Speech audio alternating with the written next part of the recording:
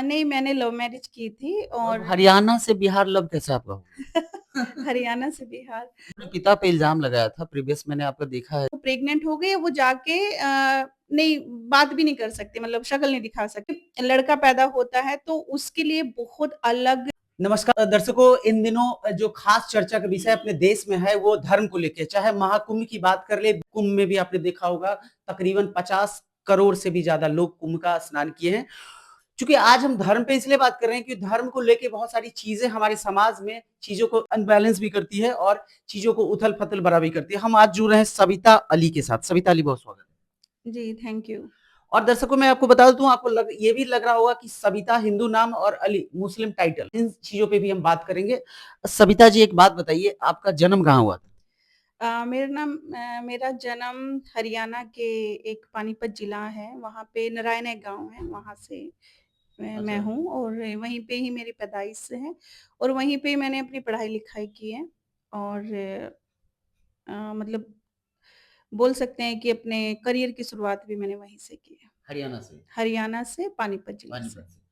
अच्छा, सुनने में आया कि हरियाणा में बेटियों के साथ जो व्यवहार होता है बड़ा सौतेला होता है। सौतेला पता नहीं है, लेकिन हाँ, कहीं न कहीं हरियाणा उस चीज़ के लिए बड़ा फ़ेमस रहा है कि कन्या भ्रूण हत्या हो, वहाँ पे ऑनर किलिंग हो, लड़कियों को जन्म से पहले मार देना या फिर अगर उनका कहीं पे कोई लव एंगल है तो उनको किल कर देना।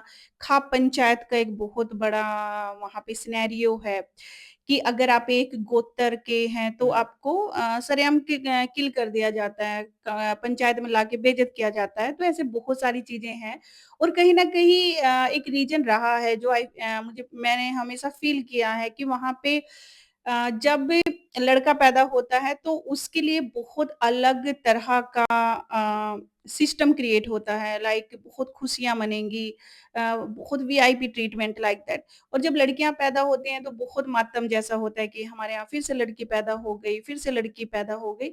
तो एक ये चीज़ बिल्कुल है हरियाणा में। इसलिए एक आई थिंक आप लोगों को बहुत नया चीज़ लगेगा जो मैंने बिहार, क्योंकि पिछले 10 साल से मैं बिहार में हूँ। जब महिला गर्भवती होती हैं, तो यहाँ पे लड़कियाँ पेरेंट्स के यहाँ पे जाती हैं और पहली डिलीवरी यहाँ पे है कि पेरेंट्स के यहाँ पे होती है। लेकिन हरियाणा में कभी ऐसा नहीं होता है। हरियाणा में जो भी डिलीवरी होती है, वो हमेशा इन-लॉज़ के यहाँ पे होती हैं, क्योंकि लगता है कि अब वो प्रेग्नेंट हो गई, अब वो जाके नहीं, बात भी नहीं कर सकती, मतलब शक्ल नहीं दिखा सकती लाइक दैट, कि वो बहुत ऐसा कि अच्छा ये प्रेग्नेंट है, तो वो बहुत बड़े लेवल पे वो बात होती है। तो कहीं न कहीं हम एक लड़की को वो चीज़ें एक्सेप्ट ही नहीं कर रहे हैं। तो शादी हुई तो आपके सारे जो भी रिश्ते-नाते हैं वो कहीं न कहीं सब बदल जाते हैं। आपके पेरेंट्स के रिश्ते बदल जाते हैं। आप जस्ट एक गेस्ट के रूप में आते हैं आप अपने घर में, हाँ। 1 दिन, ये 2 दिन, हरियाणा में 4 होता है? दिन। Not only Haryana, I think मुझे हर जगह का सेम ही कल्चर, अगर महिलाओं की बात करें तो जैसे ही शादी हुआ तो सबसे बड़ा लगता है पेरेंट्स को कि हमारा सबसे बड़ा काम हो गया और अब लड़कियाँ आएँगी तो वो सिर्फ़ एक 2 दिन, 4 दिन, 5 दिन के लिए आती हैं।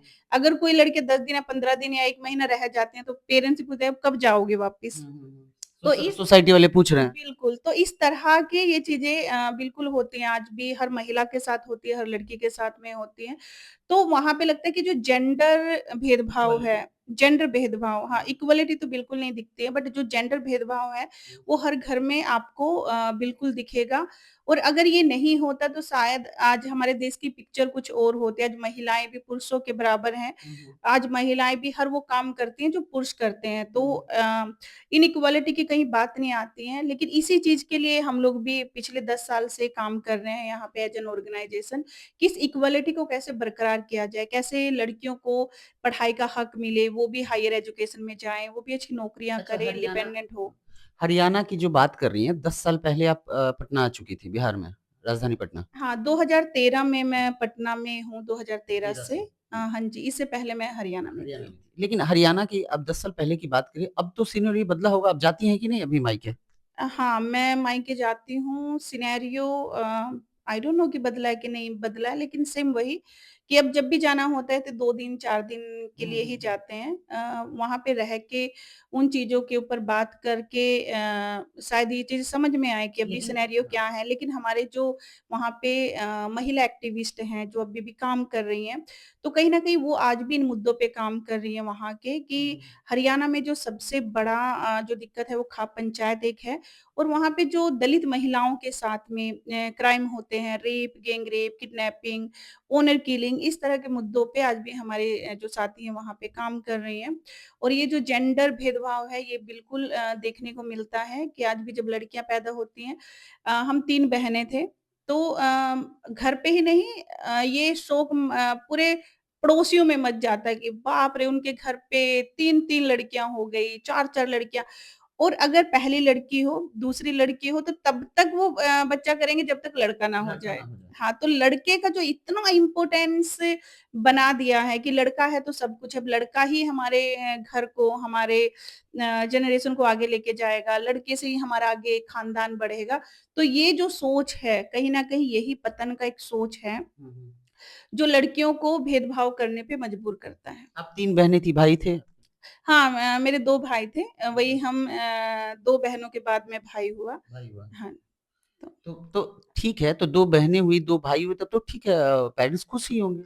हाँ, नहीं पेरेंट्स तो खुश हैं ही, हम 3 बहनें हैं, 2 भाई हैं, अभी टोटल 5 भाई-बहन हैं हम आपने लोग। पिता पे इल्ज़ाम लगाया था, प्रीवियस मैंने आपका देखा है, थोड़ा बहुत मैंने स्टडी किया। आपने पिता पे इल्ज़ाम लगाया था कि आपके पिता ने भाई को इंग्लिश मीडियम से पढ़ाया और आपको हिंदी मीडियम से पढ़ाया। जी, वो इल्ज़ाम नहीं था बट हाँ, ये बिल्कुल क्योंकि वो शायद वहाँ का एक सिस्टम बोल सकते हुँ, हैं हुँ, हुँ। कि जो शायद मेरे फादर ने भी वही चीज़ फॉलो देखी किया। होंगी वहाँ पे हुँ, हुँ। और कहीं न कहीं हमारे घर में भी वही चीज़ हुई कि जब हम लोग पैदा हुए तो हम लोग कहीं न कहीं जो बहनें थी वो और मैं अगर अपनी बात करूँ ख़ासकर तो हाँ, मैं मेरा फर्स्ट क्लास से लेके और बीए क्लास तक मैंने सरकारी जो गर्ल्स स्कूल्स होते हैं, हुँ, हुँ। उसी में मैंने पढ़ाई की और मेरा पूरा 12th तक हिंदी मीडियम हाँ। मेरा रहा है एंड मेरा बीए भी पूरा हिंदी मीडियम रहा है। हुँ, हुँ। तो आज जब बैठ के वो चीज़ें सोच में आती हैं और सोचते हैं, तो लगता है कि वो इल्ज़ाम नहीं है बट वो बात सच है, नॉट इन इल्ज़ाम कि हाँ, अगर वो उस टाइम पे जबकि मेरे फादर मैं ये बोलती हूँ कि वो अनपढ़ नहीं थे वो एजुकेटेड पर्सन थे, बैंक में मैनेजर हैं, उसके बावजूद भी जब उनको एक शायद एक डिसीज़न लेना था अपने बेटियों के लिए, तो वो नहीं ले पाए। लेकिन आज कोई शिकवा शिकायत बिल्कुल नहीं है, बट एक ज़हन में हमेशा बात आती है कि आज जहाँ पे हैं, अगर वो एजुकेशन उस तरह से मिली तो होती आप कहीं और रहते। तो शायद इससे भी कहीं और ऊपर और होती रहते, हाँ। बिल्कुल। बड़े अधिकारी बन सकते थे, यूपीएससी, बीपीएससी का तैयारी वगैरह अच्छे से कर मतलब एक जोश होता है कि भाई पेरेंट का इतना सपोर्ट है, जो आपको नहीं मिला। बिल्कुल। लेकिन आपकी आती हैं ये पर्सनल नहीं है, चूँकि अभी तो आप पब्लिक फिगर हैं, तो लव मैरिज हुआ था, अरेंज मैरिज हुआ था? नहीं मैंने लव मैरिज की थी और और हरियाणा से बिहार लव कैसे आपका हुआ? हरियाणा से बिहार नहीं हम लोग दिल्ली में एक ऑर्गेनाइजेशन है national campaign on Dalit human rights मैं हुँ, हुँ। उसकी स्टेट कोऑर्डिनेटर थी हरियाणा में हुँ, हुँ। और हमारे ऑफिस में दिल्ली में दैट द पर्सन जो मेरे हस्बैंड है सफदर अली है हुँ, हुँ। उनका नाम वहाँ उनसे मुलाकात हुई और हम लोगों को एक टाइम पे लगा कि बहुत अच्छे हम लोग दोस्त थे हमेशा हम लोग अपने मुद्दों को लेके बात करते काफी सीरियस थे हरियाणा के किस तरह के मुद्दे हैं, महिलाओं के कैसे स्ट्रगल हैं एंड वो जो पर्सन है वो बहुत ही संवेदनशील पर्सन है। बहुत कम्युनिटी के लिए काम करते हैं, वो भी कहीं न कहीं सोशल सेक्टर में ही हैं वो। तो हम लोगों को एक टाइम पे लगा कि हम लोग शादी करते हैं और बिल्कुल उस टाइम पे ये फ़ील नहीं हुआ कि वो कौन-सी जात, कौन कम्युनिटी, कौन रिलीजन, कौन धर्म से आते हैं, बट एक जेंडर है कि आप मेल हैं, आप फीमेल हैं एंड देन कि आप एक सोच के व्यक्ति हैं और आप सच में एक चेंज देखना चाहते हैं, कम्युनिटी में चेंज लाना चाहते हैं। तो फिर हम लोगों ने दिल्ली में शादी की और शादी करने के बाद हम लोग बिहार आके बिहार आ शिफ्ट गए। हुए। चलिए अभी आप वकील बन गई हैं, तो वकील बन के कैसा लग रहा है? वकालत मैंने 2010 में पास किया था, वकालत मैंने अभी नहीं किया, मेरा तकरीबन 10 में पास है तो मेरा 10 म 12 साल हो चुका हुँ, है हुँ। प्रैक्टिस का और आई प्राउड माई सेल्फ कि मैं आज इतने संघर्ष के बावजूद जहाँ पे मैं बोल सकती हूँ कि जो बेसिक आपका एजुकेशन है वो एकदम सही नहीं रहा, लेकिन वो स्ट्रगल आपके दिखते हैं, देन आप इतने स्ट्रगल होने के बाद आप एडवोकेट बनते हैं हुँ, हुँ। और उसका पूरा क्रेडिट मैं बाबा साहब भीमराव अम्बेडकर को देती हूँ, जिनको मैंने पढ़ा और समझा कि वो इतने स्ट्रगल में आके जब पूरी दुनिया को बदल सकते हैं, तो मेरे स्ट्रगल तो कुछ भी नहीं है। तो मैंने एजुकेशन लिया और एलएलबी किया, 10 में मेरा पास आउट है, 11 में मैंने एनरोलमेंट लिया बार काउंसिल से और उसके बाद फिर मैं प्रैक्टिस में आ गई और प्रैक्टिस में आने के बाद क्योंकि जिन सिचुएशन से आप गुज़र के आते हैं, आप चाहते हो कि उन मुद्दों के ऊपर काम हो। काम तो हो। जो भी महिलाओं को घरेलू हिंसा होती है, घर में बहुत प्रताड़ित किया जाता है या फिर बाहर उनके साथ कोई भी हीनियस क्राइम हो, वो हरासमेंट हो, सेक्सुअल हरासमेंट हो, किडनैपिंग हो, तो जो हीनियस क्राइम है, उनमें मैं फ्री लीगल एड देती हूँ कोर्ट में और उसके साथ-साथ में जो एक सिग्मा है यहाँ पे डायन प्रथा विच हुँ, हंटिंग हुँ, हुँ। बिहार में कि दलित महिलाओं को आप डायन बोल के आप किल हाँ, कर हाँ, दो। जी, जी। तो इस तरह के जो डायन बोल के किल करने वाले केसेस हैं, वो केसेस भी मैं देख रही हूँ।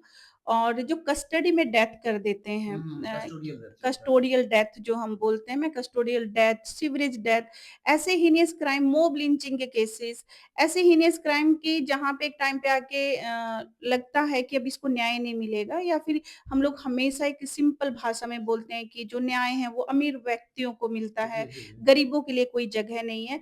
तो ऐसे व्यक्ति जो न्याय की पहुँच से बहुत परे है, हुँ, उनको कैसे न्याय तक लेके जाएँ, हुँ, हुँ। तो वो कहीं न कहीं मेरा एक उद्देश्य रहा है और उसमें महिलाओं को हमेशा मैंने प्रायोरिटी पे रखा है कि हर महिला को न्याय मिलने का हक है। दूसरा जो भेदभाव या फिर जो अनटचेबिलिटी मैं बोलती हूँ हुँ, हुँ। कम्युनिटी में श्योर, या श्योर। घर में हुँ, जो होती है महिलाओं के साथ, लड़कियों के साथ पीरियड के टाइम पे हुँ। 7 दिन उनको अलग रखा जाता है। सारे मंदिर मस्जिद बंद हो जाते हुँ, हैं हुँ, उन हुँ। महिलाओं के लिए, जबकि वो नेचुरल प्रोसेस है। अच्छा पीरियड में महिला मतलब मुसलमान महिला या लड़की भी वो प्रे नहीं कर सकती क्या? हाँ, बिल्कुल। मतलब ये दोनों इसमें जगह? हाँ, बिल्कुल क्योंकि आप पे वहाँ पे कुरान भी टच नहीं कर सकते हो, अगर अच्छा, आप पीरियड्स में पीरियड्स हैं, में आप मस्जिद नहीं जा सकते हो, आप नमाज़ भी नहीं उस अदा कर टाइम पे सकते पढ़ते हो और अगर आप रोज़ा में हैं, तो आप रोज़ा भी नहीं रख नहीं रख सकते सकते। हो। हाँ, तो कहीं न कहीं ये जो चीज़ें हैं, आई थिंक ये मुझे सभी धर्मों का ये लगता है कि ऐसे महिलाओं को ऐसे अनटचेबिलिटी इसको बोल सकते हैं हाँ, कि हाँ, एक हाँ। अछूत बना के रख दिया जाता है। एंड दूसरा जो लड़कियाँ पढ़ना चाहती हैं, लेकिन उनको पढ़ाई के लिए रोका जाता है। अभी ए एक इंसिडेंट बताती हूँ, सीतामढ़ी जिले का है। उसमें लड़की ने फ़ोन किया कि दीदी मैंने तो आपको गूगल पे अपने पेरेंट्स को फ़ोटो भी दिखाया कि ये मैडम है, हाई कोर्ट में एडवोकेट हैं, लेकिन मेरे घरवाले मेरा रिश्ता लगा दिए, अब भी जस्ट 12th हुई है। हुँ, तो हमको शादी करने के लिए मजबूर कर रहे हैं, हमको शादी नहीं करना। तो ऐसे सिचुएशन में हम लोग पेरेंट्स को थोड़ा कन्विंस करते हैं कि वो काउंसलिंग अपने किया वगैरह। बच्चे को वो पढ़ाएँ, लड़कियाँ जितना पढ़ना चाहती हैं उतना पढ़ाएँ। मतलब हमेशा एक क्वेश्चन है कि लड़कियों के लिए ही क्यों आपके इज़्ज़त का ढकोसला या एक फिर बाउंड्री सेट कर दिया जाता है। बाउंड्री क्यों वो सेट हो गई है सिर्फ़ लड़कियों के लिए ही। तो वो बाउंड्री जब तक रहेंगे तब तक लड़कियाँ आपको दिखेंगी कि एनरोल्ड हैं स्कूल में, बट उनका जो नॉलेज है, नॉलेज एक्सचेंज है या फिर उनको जो सच में पढ़ना है वो नहीं पढ़ नहीं पढ़ पाएँगे। पाती हैं। आप उनको अच्छी एजुकेशन पढ़ने के लिए तो हम भी बीए कर लिए थे, हुँ, है हुँ, ना? हुँ, नाम हुँ, के लिए। हुँ। तो ऐसे जो एजुकेशन सिर्फ़ अभी नाम के लिए जो लड़कियों को दिया जाता है, सीरियसली मैं बोलती हूँ बंद करें वो, नहीं चाहिए नाम के अच्छा लिए। कोई म अगर पढ़ाना है तो अच्छे से पढ़ाएँ और मेरा बस एक ही मकसद है कि लड़कियों को एजुकेशन मिले, वो हायर एजुकेशन में जाएँ और हुँ, अच्छे पदों पे जाएँ हुँ, वो। हुँ, क्योंकि जब महिला का विकास होगा तो पूरे परिवार का विकास होगा हुँ, उसमें। तो हुँ। महिला को सिर्फ़ महिला सोच के अलग ना करें। हुँ, हुँ। आप तो खुद ही इतना दर्द से निकली हैं, बहुत सारी चीज़ आपके साथ भेदभाव हुए। आप वहाँ पे जनरल सोसाइटी में थी मतलब जनरल कास्ट से आती थी या शेड्यूल कास्ट से? देखिए, मैंने कभी कास्ट को प्रायोरिटी पे नहीं रखा हुँ, और मैं अभी भी नहीं रखूँगी। हुँ, मैंने हमेशा क्योंकि मैंने बाबा साहब भीमराव अम्बेडकर का नाम लिया है हुँ, हुँ, और मैं कॉन्स्टिट्यूशन में बिलीव करने वाली हूँ और मुझे लगता है कि इन द कॉन्स्टिट्यूशन जो हम लोगों को एज़ ए ह्यूमन बीइंग हुँ, जो हुँ, एक इंसानियत का जो मिला है, फर्स्ट पर्सन मैं इंसान हूँ, हुँ। उसके बाद ये सारी कैटेगरी आती है जो हम ही लोगों के द्वारा फिर आप बनाई सविता गई है। सिंह से सविता अली तो बन गई। हाँ, वो बन गई लेकिन मैंने कभी भी सरनेम यूज़ नहीं किया था। हुँ, अभी हुँ, मुझे वो सविता अली मुझे थोड़ा-सा अच्छा टाइटल लगा तो हुँ। जस्ट मैंने वो यूज़ किया। अली तो उनमें एक प्रॉफेट का नाम था तो हाँ, हाँ, हाँ, इस्लाम में। बिल्कुल। जी, तो तो कोई दिक्कत कास्ट है तो मैं यहाँ पे कोई भी ऐसे मतलब वो बोलना एकदम सही नहीं होगा क्योंकि मैं उस तरह की कोई कास्ट में बिलीव बिलीव करती ही नहीं नहीं। करती हैं आप। बिल्कुल नहीं सब करती। इक्वल हैं। बिल्कुल, मेरे हिसाब से अ, हम इंसान हैं, एज़ अ ह्यूमन बीइंग इस दुनिया में आए और एक दिन चले जाएँगे। वी आर नॉट परमानेंट काश हम। हरियाणा के सारे परिवार ये सोचते कि लड़का-लड़की जो है वो भी इक्वल है, सिर्फ़ जेंडर का अंतर होता है। बिल्कुल, बिल्कुल। शायद ये लड़ाई हम सबकी यही है जी। कि ये चीज़ें समझे लोग। अब ससुराल में खुश हैं आप 10 साल से? मैं बहुत खुश हूँ मतलब मेरे इन-लॉज़ हों या हस्बैंड हो या पूरी फैमिली कभी हुँ। फ़ील ही नहीं हुआ कि मैं कोई बाहर से आई हूँ या फिर अलग धर्म से आई हैं। अलग स्टेट से हूँ, अलग रीजन से हूँ, हुँ, अलग हुँ। धर्म से हूँ। मेरा तो बहुत अलग-अलग चीज़ें ऐसे एकदम अलग से आके कहीं पे रहना तो मतलब माइंड ब्लोइंग है वो जितनी भी फैमिली हुँ, हैं हुँ, हुँ। उनके वो सब लोग सीरियसली बहुत अच्छे हैं।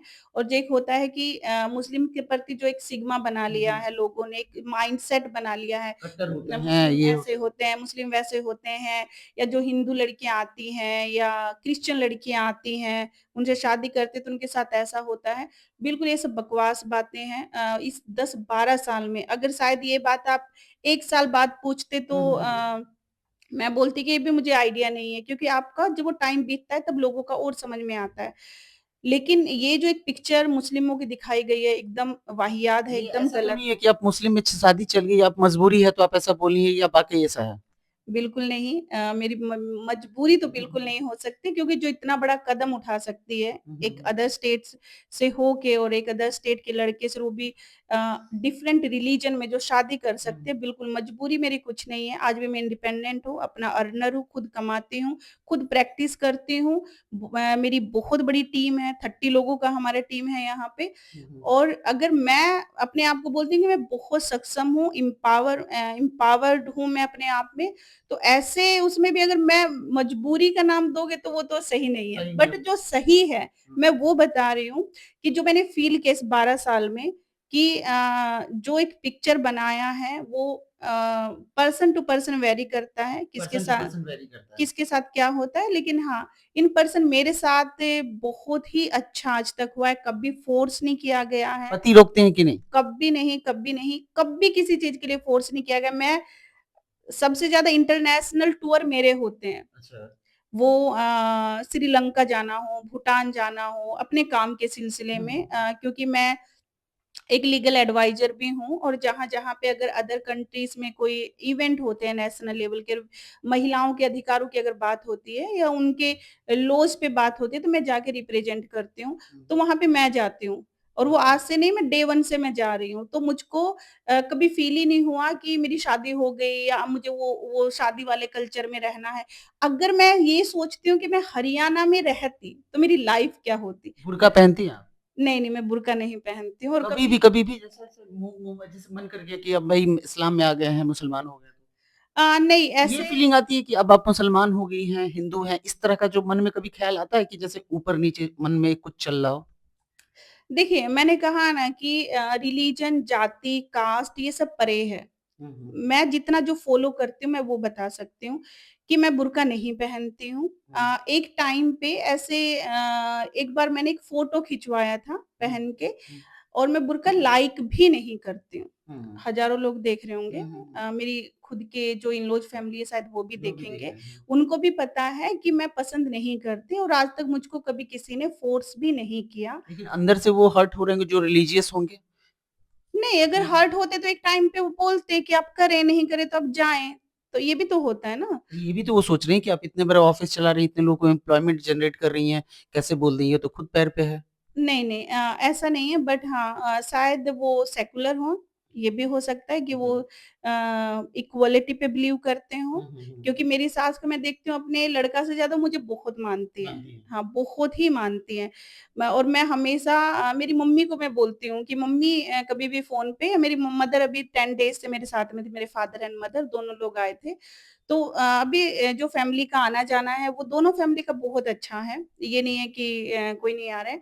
तभी मैं बोलती हूँ कि मतलब माँ क्या होती है, मतलब मेरी मदर से भी ज़्यादा अगर किसी ने मुझे समझा है मेरी चीज़ों को, वो मेरी सास ने समझा है सीरियसली। और इतने अच्छे फैमिली है, इतने अच्छे लोग मतलब आई डोंट नो कि मिलते नहीं मिलते, वो तो आपका क्या लिखा रहता है, प्लानिंग होती है कि प्लानिंग आपको होता है क्या लाइफ का, मिलना है क्या लाइफ मिलना है। में ना। लेकिन जो मैंने अपने खुद के डिसीज़न लिए थे, ये मेरे सेल्फ डिसीज़न थे, तो आज मैं बहुत खुश हूँ अपने सेल्फ। बच्चे हैं आपके? मेरे 2 बच्चे हैं। कराली। हाँ, 6 years old and 5 years old. ये इंटरव्यू जो पूरा चला है, इससे आपके लाइफ पे कुछ उस तरह का असर, क्या नहीं। कि पहले भी आपने इंटरव्यूज़ दिया है मीडिया में? बिल्कुल देखिए मैं बताई हूँ कि मैं हरियाणा की हूँ और मैं हमेशा बिलीव करती हूँ कि आप जो बोल रहे हैं आप सच बोल रहे हैं और जब आप सच बोलते हैं आपको कोई फ़र्क नहीं पड़ता हुँ, हुँ। कि सामने वाले क्या सोच रहे हैं, नहीं सोच रहे हैं। आई थिंक इस वीडियो को देख के कुछ अच्छा भी सोचेंगे, कुछ बुरा भी सोचेंगे। जी, जी, जी। किनको बुरा भी लगेगा, किनको अच्छा भी लगेगा। बिल्कुल, बिल्कुल। लेकिन जो सही है वो सही है और शायद यही मेरा एक बेस्ट पॉइंट है हुँ। आज तक लाइफ़ में कि मैं डरती नहीं हूँ। आप लीगल फॉर्म भी चलाती हैं?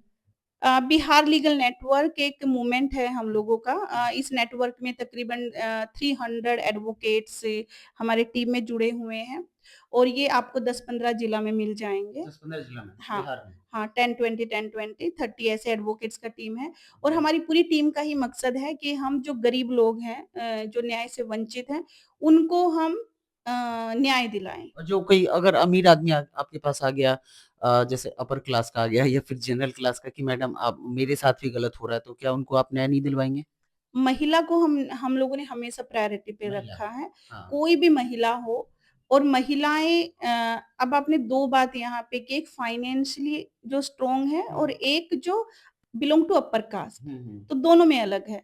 अगर वो बिलॉन्ग टू अपर कास्ट है बट वो फाइनेंशियली स्ट्रॉन्ग नहीं है और हुँ। सच में उसको हमारी सर्विस की ज़रूरत ज़रूरत है। है, तो वी हाँ। Can do. हम ओके। लोग 100% देंगे और महिला को क्योंकि हम प्रायोरिटी पे रखते हैं, वो कोई भी महिला है उसको हम लोगों को बिल्कुल अगर उसको न्याय नहीं मिल रहा है तो हम लोग न्याय दिलाते हैं।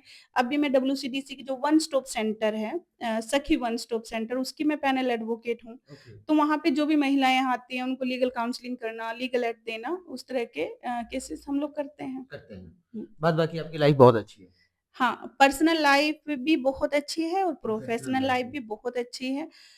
ईवा फाउंडेशन क्या है जो आप चलाती हैं? हाँ, ईवा फाउंडेशन संस्था है हमारी ओके। जिसके तहत हम लोग वीमेन एम्पावरमेंट का काम करते हैं। Women empowerment. Women train empowerment करके training training women empowerment like कि वो हायर एजुकेशन में आगे आएँ, ओके। वो अपने राइट्स को समझें और पैरालीगल वॉलंटियर्स कि हुँ। वो एक एडवोकेट नहीं है बट उनको इतना कानून की इतनी जानकारी हो कि अगर उनके कम्युनिटी में कोई भी मुद्दे आएँ, तो वो उन मुद्दों को उठा सके हुँ। और वहाँ पे उन कम्युनिटी के लोगों की मदद कर सके। हुँ। मतलब अपने समाज को और बेहतर तरीके से बनाए। अगर हमारे रोड सही नहीं है और हम उस पे जाते हैं, तो कम से कम पंचायत में जाके अपने रोड के लिए बात कर सकें। ओके। या हमको अगर गवर्नमेंट स्कीम्स नहीं मिल रही है, हुँ। तो वो कैसे मिलेगी? कम्युनिटी को वो गवर्नमेंट स्कीम्स कैसे आप दिलवाएँगे? ओके। देखिए, मैं हमेशा बोलती हूँ कि जो हमारी सरकार के पास बहुत अच्छी स्कीम्स है, हुँ, हुँ। लेकिन जो सच में नीडी लोग हैं, वो पता ही नहीं पहुँच होता ही है, नहीं पाते उन पहुँच तक। ही नहीं पाते हैं।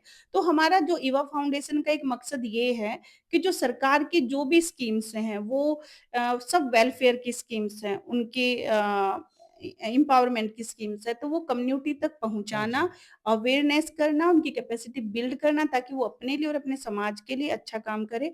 तो ऐसे हमारे युवा फाउंडेशन काम करते हैं।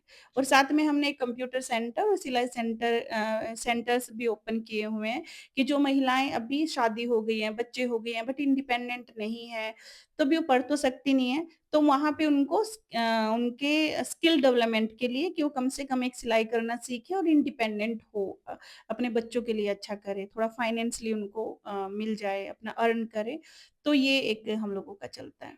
जाते-जाते एक बात पूछेंगे, सब कुछ बदल गया, पूरी लाइफ़ बदल गई, आपकी इंडिपेंडेंट हो गई, एम्पावर्ड वुमेन हैं आप, लोगों को एम्पावर कर रही हैं। कभी लगता है कि अब पूजा-पाठ के लिए कभी कोई मंदिर जाने का मन करता है? नहीं, पूजा-पाठ तो मैं पहले भी नहीं करती थी। अच्छा। हाँ और आई वाज़ एथिस्ट मैं कट्टर नास्तिकवादी नास्तिकवादी, अच्छा। थी मैं और हाँ, मैं अम्बेडकर साहब को बहुत मानती हूँ। मैंने ओके। अपने इस इंटरव्यू के स्टार्टिंग से बताया है और कहीं न कहीं तो वो कभी फ़ील ही नहीं आता कि आप पहले क्या मानते थे, अब क्या अब क्या मानते मान हो रहे या हैं आप? अब आपको मंदिर चाहिए क्या मस्जिद चाहिए, वो नहीं है। शुरू से नहीं रहा है। हाँ, वो शुरू से नहीं रहा है। तो दर्शकों एक लंबी चर्चा थी और चर्चा होनी भी ज़रूरी है। सविता अली हमारे साथ बात कर रही थी और बहुत बेबाकी के साथ पूरी ज़िंदगी की जो पटकथा है, खोल के रख दी और सीधे तौर पे इनका कहना है कि आप जो काम करते हो, वो आप पे डिपेंड करता है, क्या करते हो, वो आपको सोचने की ज़रूरत है। बाद बाकी सारे मुद्दों पे हमारी बात हुई। इस पूरे वीडियो खबर के माध्यम से आपकी जो राय होंगे हमारे कमेंट बॉक्स में जाके आप चर्चा कीजिएगा और कुछ इनके जो फाउंडेशंस के नंबर हैं, वो अगर मैं फ्लैश करूँगा तो वो आप देखिएगा और उसपे कॉन्टैक्ट करके इनसे बात कर सकते हैं और इनकी हेल्प ले सकते हैं। फिलहाल के लिए इतना ही, बने रहें।